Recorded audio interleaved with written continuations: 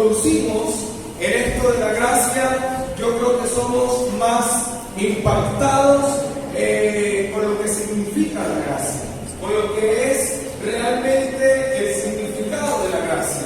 Escuchaba arriba en el devocional con los servidores jóvenes, yo como soy joven también estaba ahí con ellos, escuchaba a Eliana decir que en el Antiguo Testamento gracia se conocía como el gen de Dios, el regalo de Dios. En el Nuevo Testamento se conoce como el caris o charis, que es también regalo, pero como decíamos hace 15 días, la palabra charis, que es gracia para el Nuevo Testamento, quiere decir yo me alegro. En otras palabras, Dios se alegra en nosotros. No se alegra en nuestro pecado, no se alegra en nuestras malas actitudes, pero sí se alegra en nosotros. Nos ama y no hay nada que nosotros podamos hacer para que Dios nos ame más, pero tampoco no hay nada que podamos hacer para que Dios nos ame menos. Simplemente nos ama. Dígale que está a su lado, simplemente te ama. Dígale, con un amor incondicional, con un amor que es incomprensible. Y quiero que vaya conmigo a Lucas, capítulo número 15, versículos 11 al 13. Lucas, capítulo número 15, vamos a leer versículos 11 al 13. Aquí habla de la parábola del hijo pródigo. Yo voy a leerlo en la Nueva Traducción Viviente. Dice: para ilustrar mejor esa enseñanza, Jesús les contó la siguiente historia. Un hombre tenía 2 hijos.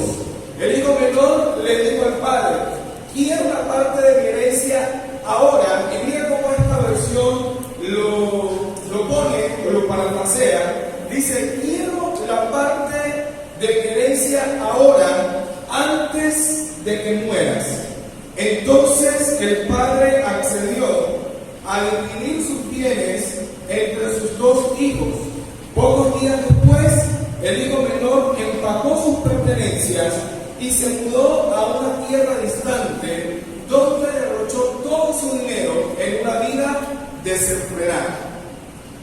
La sensación de pérdida, de tristeza que experimentan los padres cuando los hijos se van. Algunos tuvimos que irnos muy tempranos. Yo me fui cuando tenía solo 17 años de edad. Si ahora soy joven, en ese entonces era prácticamente un niño, o un baby. Tenía 17 años de edad cuando me fui de casa. Y para aquellos que de pronto tienen algún mal pensamiento, me fui porque tenía que estudiar en otro país que no es el mío, y me fui de casa por una razón, que era poder estudiar en la universidad. Y esa sensación de pérdida, de tristeza que experimentan los padres es lo que en psicología se conoce como el síndrome del nido vacío. Aunque no es una condición clínica como tal, sino una respuesta emocional. Es el conjunto de pensamientos y emociones que experimentan los padres cuando los hijos decidimos irnos de casa. Algunos se van, como decía hace un momento, a los 17 años por cuestión de estudio, otros esperan una edad más avanzada y se van cuando es el momento de casarse, de independizarse, pero es este conjunto de pensamientos, de emociones que los padres deciden cuando los hijos tienen que partir. La tristeza, sensación de soledad, aburrimiento, recuerdos de cuando sus hijos eran niños se hacen más manifiestos ahora cuando los hijos se van, aparecen. También algunos psicólogos concuerdan que se experimenta un duelo, y aunque los hijos no murieron, pero hay un duelo por la pérdida, por la sensación de pérdida. Y algunos psicólogos concuerdan que se experimenta un duelo con cada una de sus etapas, que son negación, ira, negociación, depresión y finalmente aceptación. Ahora, pienso que si esto aparece cuando un hijo se va bien de casa, por lo que conocemos como la ley de la vida, que los hijos se tienen que ir o que los hijos nos tenemos que ir, ¿cuánto más difícil es o será cuando un hijo abandona su casa de manera repentina, de manera abrupta, o cuando un hijo abandona su casa de una mala manera? Leía que un niño de 14 años en Argentina decidió irse de casa para ir a vivir con una mujer mayor que él y que además esta mujer ya tenía un hijo. Sus padres empezaron a buscar a este niño de solo 14 años, a este adolescente, muy triste, ponen la denuncia, ponen anuncios en la radio, en el periódico, y se dan cuenta que en realidad el muchacho de 14 años no se fue a vivir con la mujer mayor que él, sino que se fue a otro pueblo fuera del Distrito Federal de Buenos Aires. Kenneth Binding dice lo siguiente: él es experto en la cultura del Medio Oriente del siglo I, y hablando acerca de la parábola del hijo pródigo o del hijo pródigo como tal, él afirma que la exigencia del hijo cuando dice dame la herencia o dame la parte de la herencia equivale a desear la muerte de su padre. Aunque siempre nos hemos enfocado en el hijo, yo quiero que hoy nos enfoquemos en el padre. ¿Cuántos han escuchado la historia del hijo pródigo más de una ocasión? Todos, ¿verdad? Nos sabemos esta historia muy bien. Y siempre se habla acerca de quién, del hijo pródigo. Se habla del hermano del hijo pródigo. Se habla de la obstinación del hijo pródigo. Se habla de cómo este muchacho de un momento a otro dice dame la parte de la herencia. Y nos hemos enfocado en él, en lo que él hizo, en lo que malgastó, en su obstinación y etcétera, etcétera. Pero aquí el protagonista no es el hijo. Yo quiero que por un momento veamos esta historia con otros ojos. Yo quiero que por un momento nosotros analicemos esta historia con otro lente, porque aquí el protagonista no es el hijo, aquí el protagonista es el padre. El padre que perdona, el padre que abraza, el padre que espera, el padre que muestra misericordia, el padre que muestra gracia. Aquí el protagonista no es el hijo pródigo que fue y malgastó, ni siquiera el hermano mayor que no pudo aprovechar todas las bendiciones del padre. Aquí el protagonista es el padre. Tanto así que los que estaban escuchando a Jesús tuvieron un choque cultural. No tengo tiempo para poder explicarlo todo con detalle, pero esta parábola, que quiere decir que no es algo real, porque una parábola es una historia natural, puede ser ficticia, para enseñar una verdad espiritual. Eso es una parábola, lo cual quiere decir que Jesús estaba creando esta historia, estaba creando esta narración ficticia, no real, natural, para enseñar una verdad espiritual. O sea, para enseñarnos que nosotros somos los pródigos y que el Padre es Dios.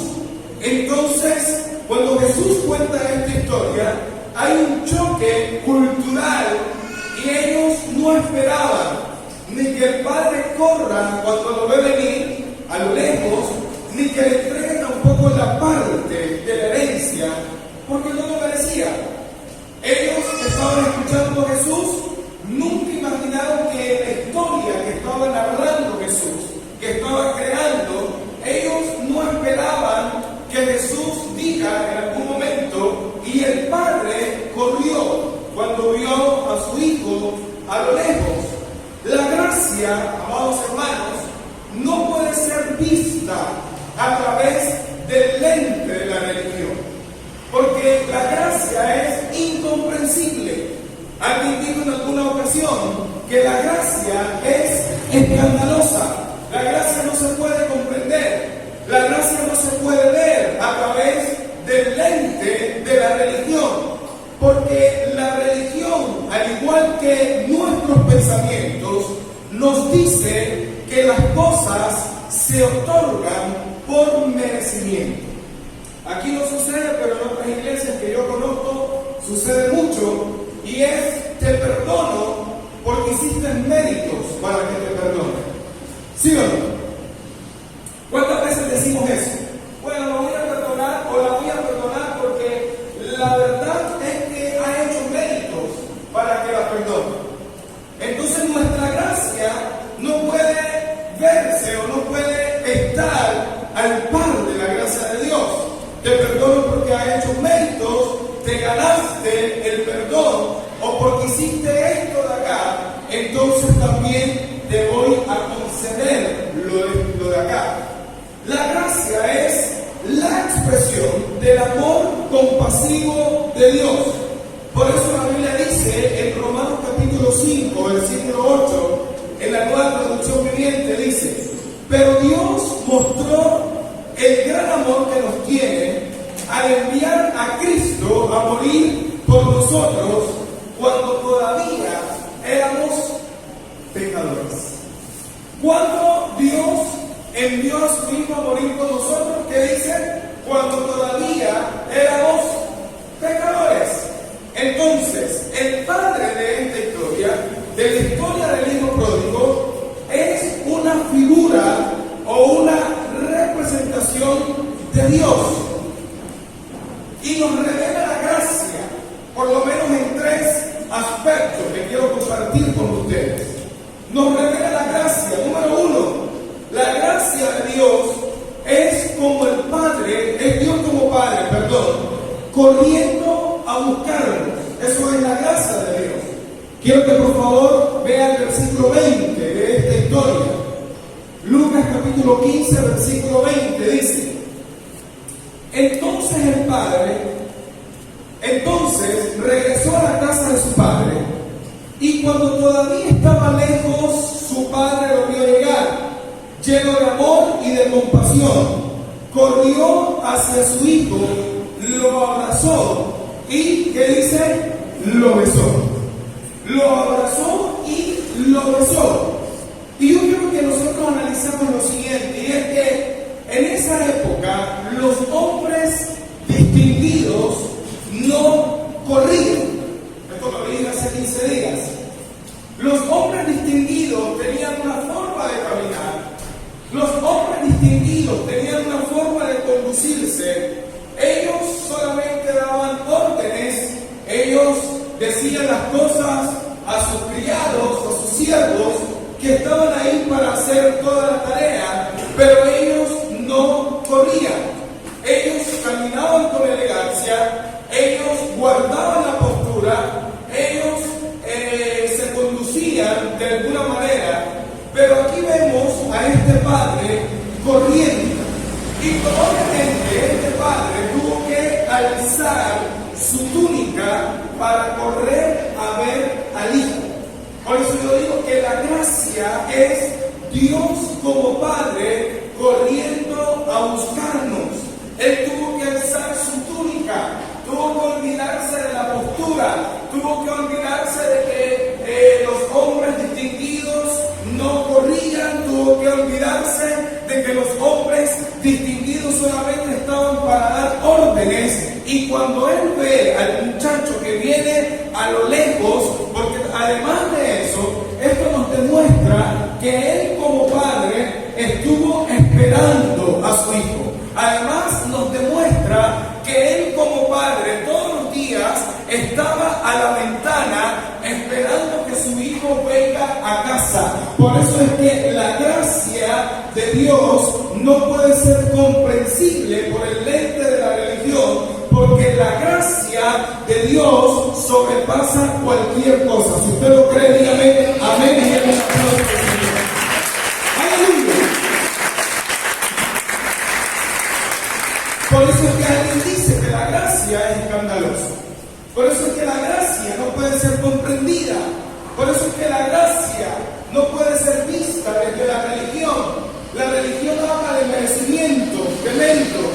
La religión habla de que hay que hacer cosas para poder alcanzar misericordia, para poder alcanzar salvación. Pero la gracia no es algo por lo que yo pago, o la gracia no es algo que me puedo ganar. La gracia es un don de Dios. Mire lo que dice Efesios capítulo 2, versículos 6 al 8.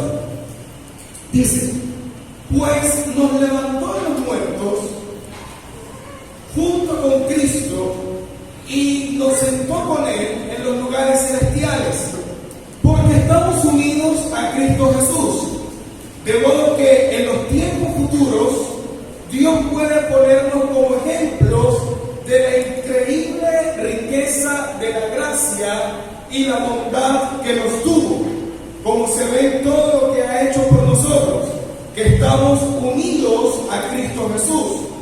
Dios los salvó por gracia cuando creyeron. Ustedes no tienen ningún mérito. Eso es un regalo de Dios. ¿Y cuántos disfrutan ese regalo de Dios? ¿Cuántos disfrutan ese regalo inmerecido? ¿Cuántos disfrutamos de esto? Dice 1 Juan capítulo 4 versículo 10. En esto consiste el amor de Dios. No es que nosotros hayamos amado a Dios, sino que Él nos amó a nosotros y envió a su Hijo como sacrificio para quitar nuestros pecados. Aleluya. ¿Sabe que a veces nosotros decimos, cuando yo me convertí al Señor, cuando yo busqué a Dios, cuando yo fui a la iglesia, cuando yo decidí buscar a Dios?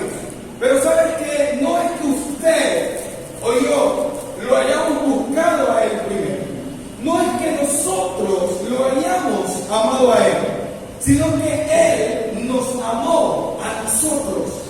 Él fue el que nos amó. Él fue el que nos buscó. Así como la historia del hijo pródigo, que yo le repito, no nos concentremos en el hijo.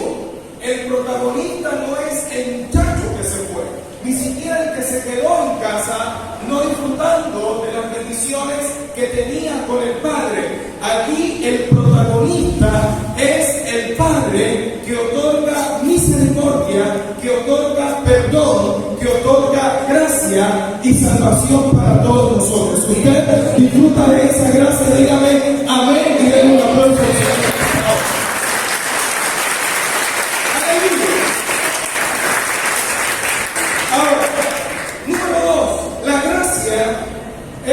Dios como Padre haciéndonos saber que somos amados. Mira lo que dice el versículo 22 y 24. Dice: sin embargo, su padre dijo a los sirvientes: rápido, traigan la mejor túnica que haya en la casa y vístanlo. Consigan un anillo para su dedo y sandalias para sus pies. Manden el ternero que hemos engordado. Tenemos que celebrar con un banquete, porque este hijo mío estaba muerto y ahora ha vuelto a la vida. Estaba perdido y ahora ha sido encontrado. Entonces, ¿qué dice? Comenzó la fiesta. Empezó la celebración. Y sabe que la gracia es Dios diciéndonos, haciéndonos saber que nosotros somos amados por Él. Esta mañana en mi devocional leía lo siguiente y se lo quiero compartir. Un hombre llamado Timothy Keller dice lo siguiente. Permítame, por favor. Él dice lo siguiente: esto es el Evangelio. En nuestro interior somos más pecadores y defectuosos de lo que jamás nos atrevimos a creer, pero al mismo tiempo somos más amados y aceptados en Cristo Jesús de lo que jamás nos atrevimos a esperar. ¿Qué quiere decir esto? Que usted y yo somos más pecadores de lo que creemos, de lo que consideramos. Yo sé que cuando uno hace una evaluación y cuando uno empieza a compararse, uno cree que hay personas que son más malas que uno. Y uno dice, no, en realidad yo no soy tan malo. Porque como dice nuestro pastor, cuando se trata de justificarnos, cuando se trata de ver los errores en alguien más, todo el mundo nos gana. Nosotros somos mejores. Nosotros tenemos la forma de autojustificarnos. Pero mismo que dice este hombre, en nuestro interior, esto es el Evangelio, somos más defectuosos y pecadores de lo que jamás nos atrevimos a creer. Como yo siempre digo, con toda nuestra educación que teníamos, íbamos rumbo a la perdición, íbamos rumbo a la muerte eterna, a la condenación. Pero al mismo tiempo, aunque somos pecadores, aunque somos defectuosos, más allá de lo que podemos creer o imaginarnos, al mismo tiempo somos más amados de lo que nosotros nos podemos atrever a creer. Somos amados por un Dios que nos ama de manera incondicional. Si usted es amado por Dios, dígame amén en esta mañana. ¡Aleluya! Ahora, ¿viste lo que dice el Padre? El Padre dice, traigan la mejor túnica para que haya en la casa. Consigan un anillo, pongan una sandalia en sus pies y además maten el ternero. Aquel que estaban engordando para el mes de diciembre, el Padre dice, no lo guarden, tráiganlo, es más gordo. O sea, el ternero, por si acaso. Algunos pensaron otra cosa. Traigan al gordo, o sea, al ternero, traigan el ternero más gordo. Traigan una túnica, traigan un anillo, traigan una sandalia. El Padre mandó a traer 4 cosas para él.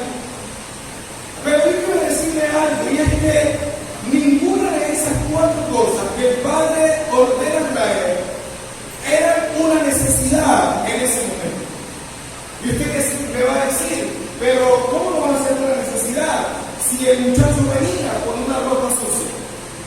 Si lo vemos desde ese punto, bueno, quizá. ¿Cómo no va a ser una necesidad si probablemente el muchacho venía descalzo? Bueno, digamos que sí. Pero esto no refleja la necesidad que el muchacho tenía. Estas 4 cosas no eran una necesidad, sino que estaban destinadas para hacerle saber al hijo que él era amado por su padre. El ternero, las sandalias o los zapatos, el anillo, la túnica, no eran una necesidad. Era Dios diciéndole, era el Padre diciéndole, yo te amo. Era el Padre diciéndole, mira, hijo, no importa que te fuiste, no importa que malgastaste todo, yo te amo de manera incondicional. ¿Sabes por qué? Porque eso es la gracia. La gracia es Dios amándonos y demostrándonos su amor de manera incondicional. Cuando muchos esperamos un castigo, Dios nos responde con gracia. Cuando muchos esperamos ser abandonados por Dios, Él nos responde acercándonos hacia Él. Como la historia que le conté hace tiempo.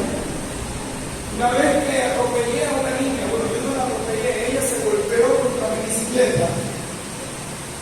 Y esta niña estaba llena de sangre frente a mí. Y yo no me di cuenta que había sacado la bicicleta sin pedir permiso, siempre me gustó andar en bicicleta. Y ese día me dijeron no saque la bicicleta, pero todos se fueron de casa, así que yo saqué la bicicleta, desobedecí. Y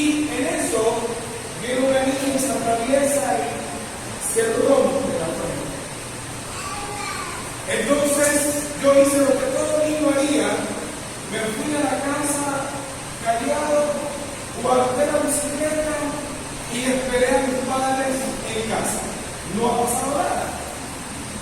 Cuando mi papá llegó, llega la mamá de la niña a decirme a mi papá que yo había atropellado a su hija, que la habían llevado al hospital y que la habían hecho algunos puntos. En eso, yo dije, soy hombre muerto. Así como era niño, yo dije, soy niño muerto. Y cuando yo escucho que llega alguien más, que estaba en la habitación, que ahí escuchaba todo, y yo escucho que llega alguien más, era una vecina de esas cámaras, ojos de águila, de las antiguas. Yo nunca la vi a la vecina, pero la vecina desde su casa estaba viendo todo. Era un ojo de águila la vecina. Entonces ella llegó y le dijo a mi papá que yo no tuve la culpa, que la niña se atravesó y que la niña se golpeó y entonces por eso se rompió la frente. Entonces mi papá en silencio, en absoluto silencio, me dijo, vamos al balcón. Fui a la habitación, me dijo, vamos al balcón. Fui al balcón con mi mamá venía y dijo, por favor, déjame solo con el niño. Yo dije, a lo mejor me queda avisado. Y no quiero que nadie esté presente cuando yo caiga. Me dijo, ¿por qué lo hice? Traté de explicarle, no pude explicar. Me dijo, voy a verlo. Me fui a dormir. Al día siguiente era domingo, recuerdo muy bien, yo tenía unos 12 años. Y al día siguiente era domingo y mi papá le dice, me voy con Andrés, solo con Andrés. ¿Para dónde? Nos vamos los dos. Somos 6 hermanos y solo iba a salir conmigo. Así que yo dije, a lo mejor me quiere lanzar de un puente al mar y que nadie me encuentre, que nadie encuentre el cuerpo. Nos fuimos y pasé uno de los mejores días con mi papá. Sin saber que 2 años después ya no lo tendría conmigo. Pasé uno de los mejores días. Llegué a la casa totalmente lleno, comimos, me compró helado, conversamos, jugamos en el parque, hablamos de muchas cosas, porque aunque yo era un niño de 12 años, parecía un viejo porque conversaba con mi papá de política, conversábamos de medicina, conversábamos de muchas cosas y estuvimos literalmente, no de mí, literalmente, desde las 10 de la mañana hasta las 6 de la tarde, solo los dos. Y me dijo, lo único que voy a decir es que no quiero que me vuelva a desobedecer. Si yo le digo que no puede sacar la bicicleta, no la puede sacar. Y ese día yo aprendí, aunque no sabía de gracia, porque además que era un niño, no sabía lo que es gracia, pero ese día comprendí que el amor corrige más que un castigo. Ese día comprendí que Dios nos atrae con cuerdas de amor y de misericordia, que Dios no es alguien que te está esperando con un látigo para castigarte, para abandonarte, que Él es un Padre y que Él siempre nos hace saber que somos amados por Él. Si usted lo cree, amén.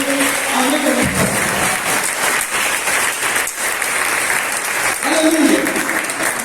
Por eso Juan dice, porque de tal manera amó Dios al mundo, que dio a su Hijo unigénito, para que todo aquel que en Él cree no se pierda, mas tenga vida eterna.